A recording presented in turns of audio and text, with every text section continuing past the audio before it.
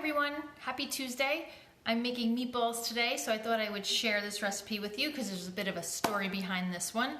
I know normally meatballs and sauce, although some call it gravy, are saved for Sundays, but today we're having Sunday meatballs on a Tuesday, kind of like Taco Tuesday on a Friday. So a few years ago, I used to frequent this cooking school called Viking Cooking School in Fairfield, New Jersey.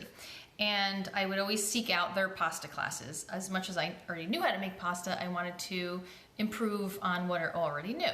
So this meatball recipe was from one of those classes. And ever since I had tried it, I have stuck with it, and it's become one of my go-tos. So if you're looking for a new go-to meatball recipe, you might want to try this one.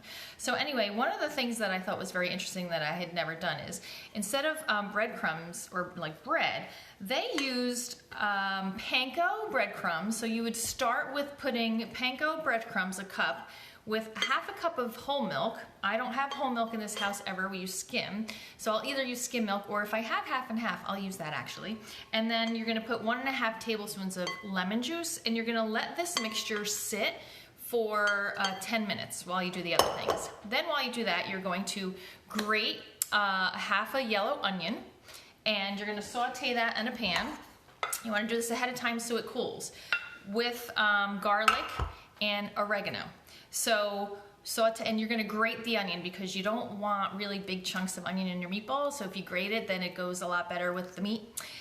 So once this sits for 10 minutes, you're going to then, hold on, I'm gonna get to my instructions, and I can post this recipe for you as well. You're going to put everything in here. So you're going to add the onions with your seasoning into that mixture. And yes, I have this home phone, which we don't use, and someone's actually calling right now. I'm gonna just let that go. Then you're going to add 1 egg, and it says to lightly beat. I'm just gonna do it like this. Lightly beat your egg, stick that in there, the big bowl. Hopefully you can see my bowl. You're going to add a half a cup of freshly grated Parmigiano Reggiano, or you can use whatever cheese you like. If you like Romano cheese, someone's calling me, decline. Of course, right, when you're live, this is my little cooking show. It's like real world stuff. Then you're going to add parsley. So I just left this to chop because I want to show you what I do. I've done this in another video, but how I keep my parsley with any herbs you have, you want to create like a little greenhouse. So keep it in a little glass of water, put a bag over it, and it stays fresh for a really long time. So I just recently got really new sharp Cutco knives, and I'm going to show you how I chop. I don't know if you can see this in the video or not, but I used to watch the Food Network all the time, and I learned some cool knife skills. So you want to just put everything down and keep the knife on the cutting board, and then you can go super fast. Just watch your fingers. I have yet to chop a finger off, but this is how you can get it really, really fine.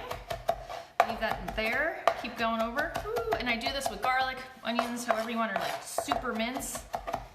And then you're going to put all of this in the mixture, and you're going to mix this into a paste, all right? Because then you're gonna add a half a pound each of pork, veal, and beef. That's what I use. I just buy the meatloaf mix to make it easier on yourself, and you're gonna mix until this forms a nice paste. But these are meatballs that I have been making for a really long time. I'm not gonna actually form all the meatballs, but it smells really good, especially when you have fresh cheese. I highly recommend, I know you can buy it already grated, but it kind of loses flavor when you do that.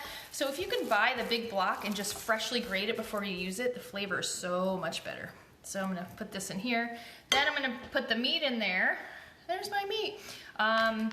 And you want to mix with your hands. I know it's gross. You can use gloves if you want. I don't really do that. My rings are off though. But you want to mix with your hands because then you won't overmix it. Definitely just do it loosely. If you overmix, the meat gets tough. But the trick too, you want to line a sheet pan, get one of your cooling racks that you put cookies on, spray it lightly, and then you put the meatballs on here, and then all the grease drips, and it makes for a really easy cleanup.